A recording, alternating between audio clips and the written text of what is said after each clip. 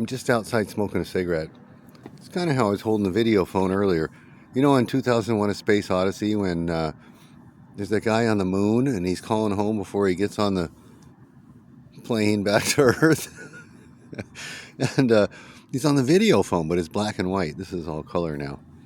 So I was on the video phone earlier. 26 seconds. Okay.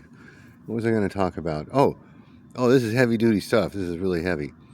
It's all hypothetical and stuff like that, and philosophical. I've been reading Jean-Paul Sartre's The Reprieve. In fact, I just finished it. Read the whole thing. So, cut me some slack if any of this seems kind of edgy.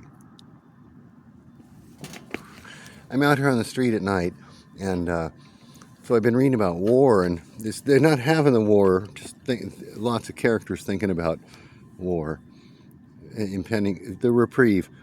I highly recommend it. It took me a long while to get through it, but to slog through this thing. A lot of characters jumping around, time and space, but it's mostly like in the heart of Europe there around France. And the days leading up before the reprieve, before they thought it was going to be war, but it wasn't, so they got a reprieve. Spoiler. Okay, sorry. Yeah, I blew it.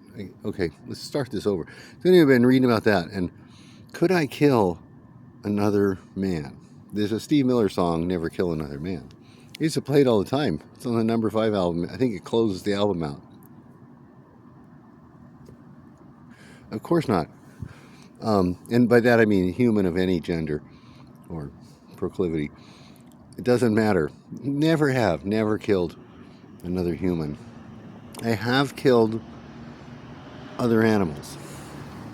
When I was a youth, I was woefully misled into hunting and killing prey with the rifle and a shotgun, and I did both. And so I've killed varmints. Although I'm a varmint myself, kind of holding the camera kind of low, but the lighting is good here. And 2.5 minutes. That's not bad. I know it's an upshot, but I like the light like that.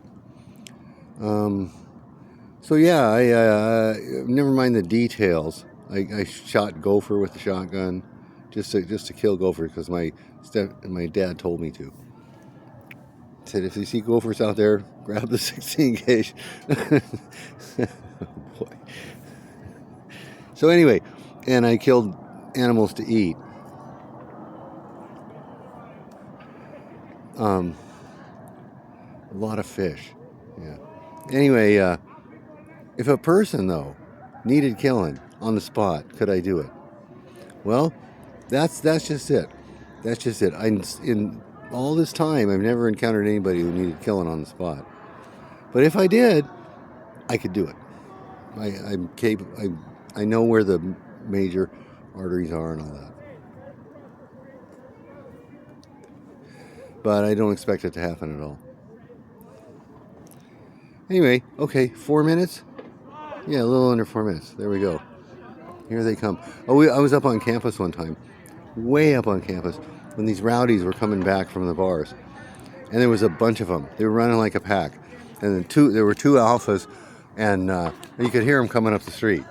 And it was just me and Sean up there at the bus stop at 23rd Monroe. And they were coming up, and they were kicking signs, and they were bashing signs, and the ones that were trying to show off to others were really getting rowdy.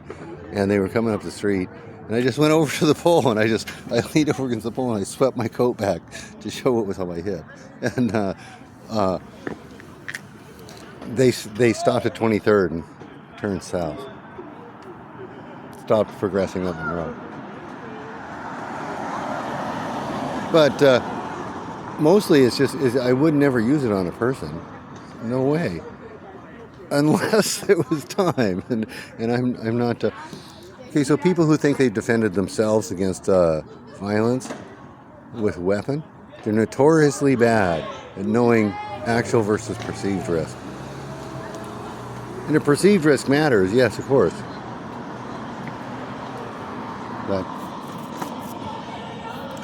so these are just the kids are back from summer break, and they're headed home from the bars. They got their skateboards. Okay, what's that? Going on 6 minutes. Okay, there we go.